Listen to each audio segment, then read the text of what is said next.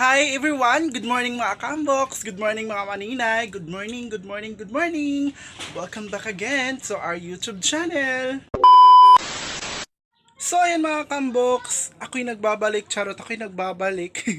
Welcome back again sa aking YouTube channel mga Kambox! So, nandito na nga po ako sa bahay at saka maglilinis na nga po tayo mga Maninay at saka hindi ko na po pa kayo hindi ko na po ipapakita yung paghugas ko ng plato mga inday, mga dudong, kasi nga po puro na lang tayo hugas ng pinggan at saka puros na lang yun yung content natin mga Maninay. Naghuhugas, naglalaba, ganun mga balik-balik ng mga Maninay. Ayoko na nun kasi parang hindi lang ako yung nagsasawa, pati na din kayo mga Maninay. So mga Maninay is kawawa talaga yung mga kapatid ko mga Maninay, is imbis na okay na yung pakiramdam nila is okay na po sila.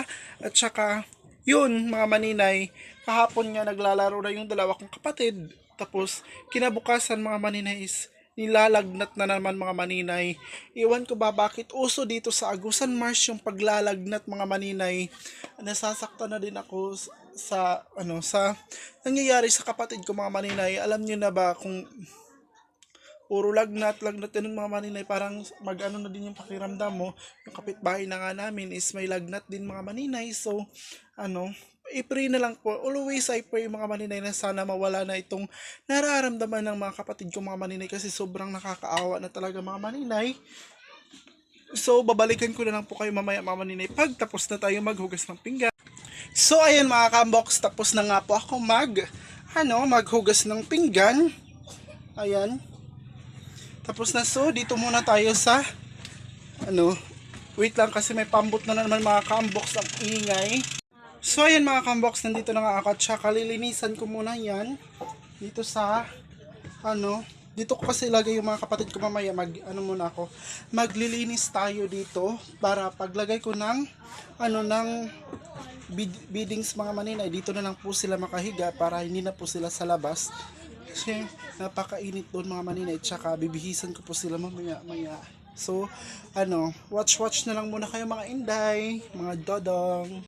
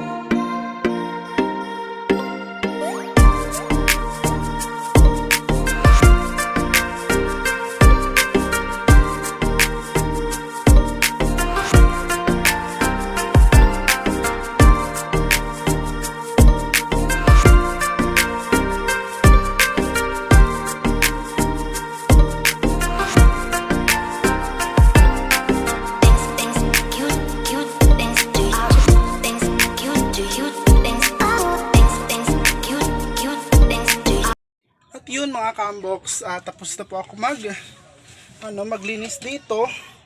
So yung kapatid ko na lang muna yung sa labas, sinabihan ko naman na siya na yung doon maglinis, kasi ako muna ako ng kapatid ko mga Maninay, yung may lagnat. Kumuha na ako ng tubig na mainit, tsaka ito na lang muna yung hahaplos ko sa hinihinga na mga Maninay, kasi kagabi pa ito. Medyo hindi ko na yung ginhawaan ko.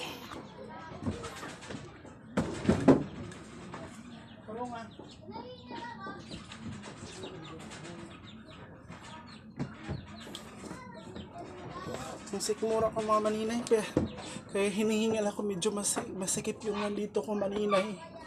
Masakit talaga, medyo. Yung pag ano ba ng puso ko is, iwan ko, hindi ko ma-explain. Tsaka umiinom na palagi ako ng tubig. Nakakahingal talaga mga maninay. Kaya, yan. Nakakuha na po ako ng tubig. Nasa planggana na nga po. Tapos, papuntahin ko lang muna yung mga kapatid ko. Medyo na makakalakad pa naman mga maninay. Thanks God kasi okay pa. Pero, lalagyan ko na lang muna dito ng beadings. Beadings ko na lang po yung lalagay ko.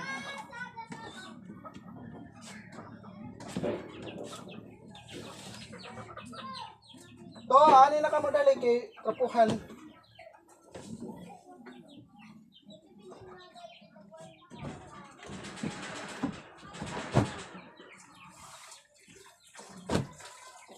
Ani na ka mo dali kay trapuhan.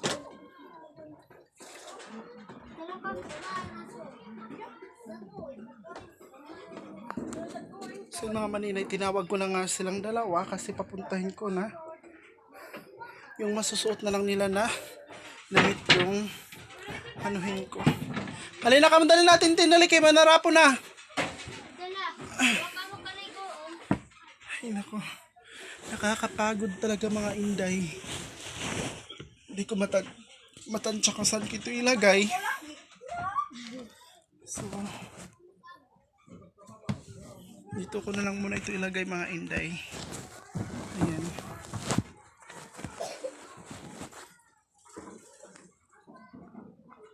Wait lang talaga sa inyo. Wait lang. Ayan. Alin na katin, dali na. Ani na kayo, lagyan na doon yung ilis. Yung fats natin. Ang hirap mga maninay. Nakakaano talaga. Iwan ko talaga mga maninay kung bakit ito nararamdaman ko. Kumbaga, mapunga gani. Medyo masakit yung dibdib ko. Medyo hindi ko ma-explain. Sinasabihan ko na nga yung jowa ko na bakit ganito yung nararamdaman ko, ano ba? Sabi niya magpahinga ka lang muna, pero paano tayo magpapahinga mga maninay kung ano, ganito yung kalagayan natin, tsaka maraming trabahoon mga inday, kaya tatapusin na lang muna yung trabaho before pa tayo umiyak na yung mga bata doon mga inday. Iwan ko sa kanila, hindi naman sila inaano. Hanapin ko muna yung damit para yung pagbihis mga maninay diretso na. Hindi tayo may damit dito hindi na plaster. Ano lang yung kantintin, medyo okay pa naman ito.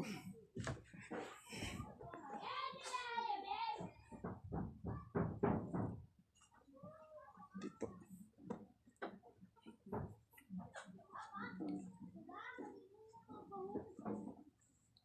alin na ba ka mo? Dali na. Ay, trapuhan. Dali na.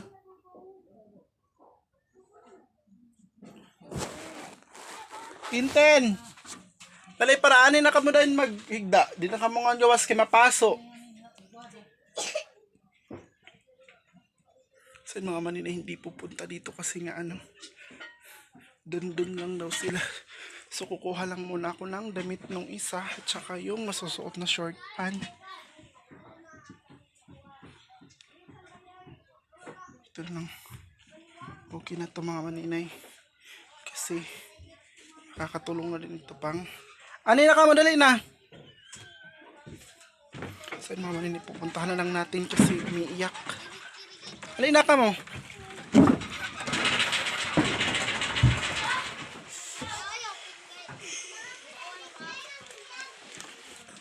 At ito tintin, dali.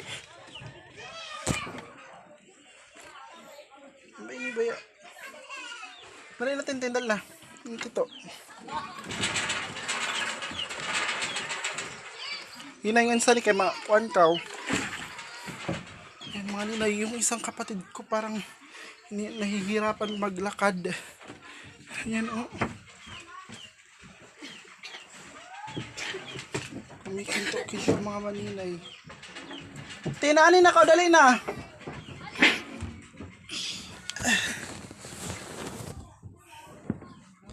So, mama na, hibuan rin ka mo. Dito na nga po kami. Tsaka, yan na.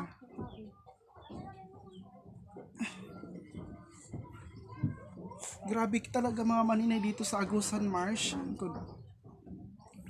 Uso talaga yung lagnat. Super uso. So watch lang muna kayo kasi maingay yung chinso natin mga maninay.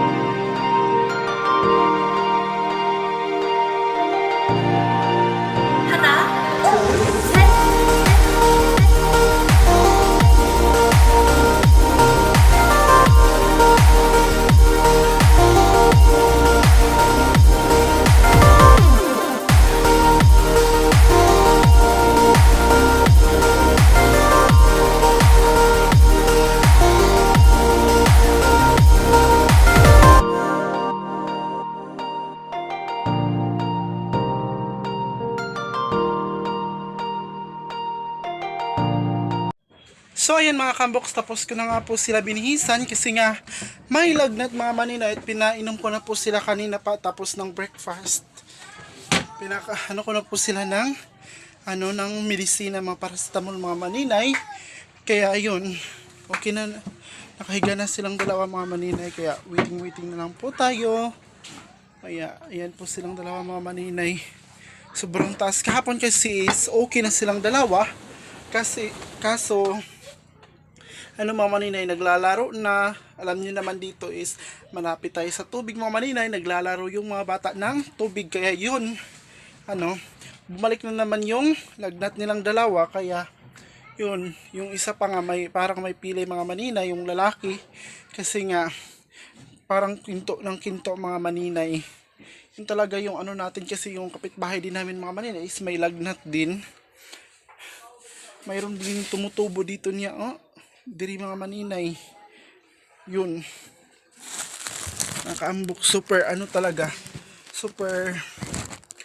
talaga yun dito sa Agusan Marsh. Meron talaga karamdaman yung mga tao mga maninay.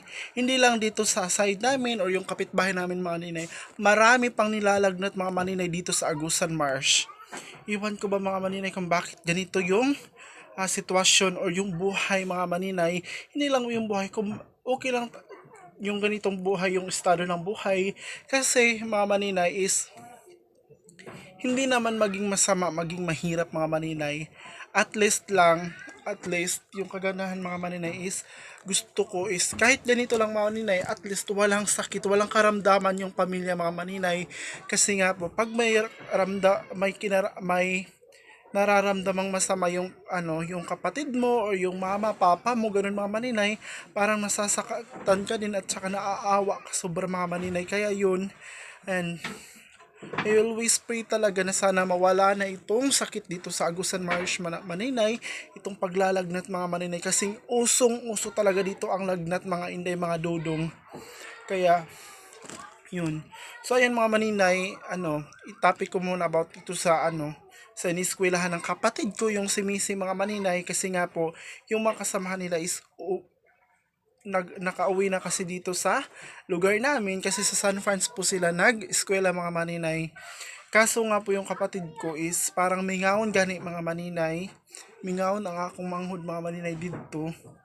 So naghilak daw gahapon. Mauto murag guot akong kuan paminaw, murag anak ko lain pud kayo no nga siya na lang dito niya iyang mga friend na adiri. Pero mga maninay, mga inday, mga dudong, sa pag-eskwela, sa pag-aaral mga maninay, walang kaibigan. Ganun talaga maninay. Lalong-lalo na sa college, wala talagang kaibigan mga maninay. Kaya mong mag-isa, kaya mo lahat mga maninay, kakayanin mo mga maninay. Ganun talaga yung mag-aaral ka, mag-college ka man. Sa senior high mga maninay, doon pa yung kaibigan, doon pa yung kailangan mo pa ng kaibigan. Pero pagdating ng panahon ng college, ikaw na lang kung maningkamot na jud kag imuha lang mga maninay. Dira more on report and sa pay tawag report, isay tanan mga maninay, buhaton nimo na ikaw lang maningkamot usa. Ganun yung pinapa-explain ko sa kapatid ko mga maninay, kasi sayang talaga. Kumbaga, nagastusan ng mga maninay doon sa San Franz, tapos uuwi lang siya dito kasi dito mag-aral. Mga maninay, explain ko lang po sa inyo ha. I-correct niyo po ako kung mali po ako. Kasi nga po dito sa amin, is kulang talaga ng kulang sa ba yon? Kulang sa discuss, late yung mga topic, ganun. Pero pag doon ka sa San Franz mga inday, mga dudong, is advance mga maninay, advance yung nila. At saka yung pagre-report dito mga maninay, at saka doon ibang iba talaga. Ito ha, sabihin ko na din sa inyo mga maninay, kasi last year I'm a grade 12 student in this mga maninay, diri sa Sabang Hibong Annex mga maninay. Kaso I realize na layo radyo didto kaysa diri. Kay ngano mga maninay, diri man jud is pwede ra ka mag-report, no need na mag-explain kasi yung teacher na mag-explain. Pero doon mga maninay is ikaw pa yung mag-visual, ikaw pa yung mag-report, ikaw pa yung magbasa, ikaw pa yung ikaw pa yung mag-explain. Talaga, yung topic mga maninay is i-explain mo talaga. Ganun yung kagandahan doon mga maninay kaysa dito. Kasi dito mga maninay is very lang talaga. Kumbaga, may pagkakaiba mga maninay. May advance, doon advance, dito is late na mga maninay. Kaya yun, sinabihan ko yung kapatid ko na nandun na lang po mga maninay. Kasi nagastusan na po. So first, nanghihinayang na po. Sabi ko nga sarili ko, kung dito na lang po siya nag-aral, siguro ako nakapag-college ako mga maninay, pero inuna namin siya kasi nga mga maninay, nandun din yung mga barkada niya, kaya doon na din po siya. Tas ngayon babalik na yung barkada niya, kailangan bumalik na din po siya mga maninay. Super na talaga, kasi nga mingaw na daw siya dito mga maninay, mga kamoks, mingaw, pero kailangan mong tiisin. Ganun yung buhay natin mga maninay. Kailangan tiisin talaga mga inday, mga dudong, para din po hindi lang sana yung isipin niya para sa family ba o sa pamilya. Ganun mga maninay. Kasi ang hirap ng buhay, kailangan maging totoo tayo. Kumbaga, kung sa sinasabi, education is the key to success mga maninay. Kasi ako mga maninay, in-apply ko din yan eh. Nagpursige din po ako noon sa grade 12. And gusto ko nga, sabi ko sa sarili ko, gusto ko gusto ko kahit achiever lang ganun. I will do my best mga maninay. Ginawa ko ang lahat. Kaso, dito sa Sabang Hibong Maninay is hindi na po sila hindi na nila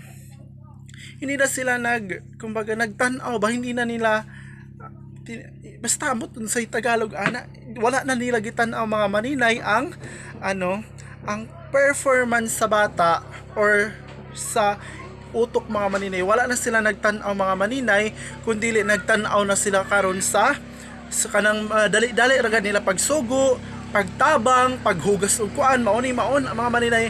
Hindi ko lang po ito mga maninay, baka din makasira din po sa kanilang mga teacher mga maninay, pero naging totoo na din po tayo mga maninay. Ganun talaga yung dito mga maninay. Kaya sabi ko sa sarili ko, ganun, hindi na pala ngayon hindi na yung tawag nun? Hindi na sila ba, kumbaga, hindi na fear, hindi na yung mindset, yung utak binabasihan, yung brain mo, hindi na mga maninay. Ngayon is performance talaga mga maninay. Kumbaga, kailangan tumulong ka sa kanila, ganyan. Pero kung mga maninay, tumutulong na naman po ako mga maninay. Hindi naman po ako pero, ito lang, kasi before, gusto ko lang, kahit top lang po ako, ganun, ina-apply ko yung sarili ko, kahit yung mga classmates ko mga maninay. Sabi sa pag-graduate ko ng grade 12, sabi nga ng kaibigan ko, hala, Vincent, bakit hindi ka nakatap? Ganun. Di ba ganyan? Tapos yung medyo mababa pa yung tinutulungan ko pa mga maninay, is sila pa yung nakatap. Ganun yung buhay mga maninay. So, ako is, parang, sabi ko sarili ko, bakit ganun? Parang, nakakahiya, ganun mga maninay. Ginawa mo ang lahat pero hindi ka naman nakatap. Pero ang importante mga maninay sa akin is nakagraduate talaga ako mga maninay. Yun talaga yung yung nagpapasalamat talaga ako sa mga tao, sa mga sumusuporta sa akin mga maninay. Lalong-lalo na isa na din si Ate Eileen Calib mga maninay. Kasi last immersion na mo mga maninay is sabi ni sir, hindi kayo makakagraduate kung hindi niyo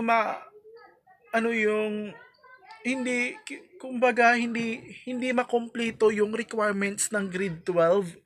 Kailangan ng immersion mga inday, mga dudong. So, ayun, pasalamat talaga ako Ate Eileen kasi isa din po siya talaga na sa akin, nakatulong mga maninay para sa pag-aaral ko. So ayun mga maninay, umiiyak na din po ako sa mga nanonood ng video ko. Maraming salamat po mga inday, mga dudong, and thank you po talaga. And don't forget again to like and share and subscribe na po kayo sa YouTube channel ko. Thank you po and God bless us all.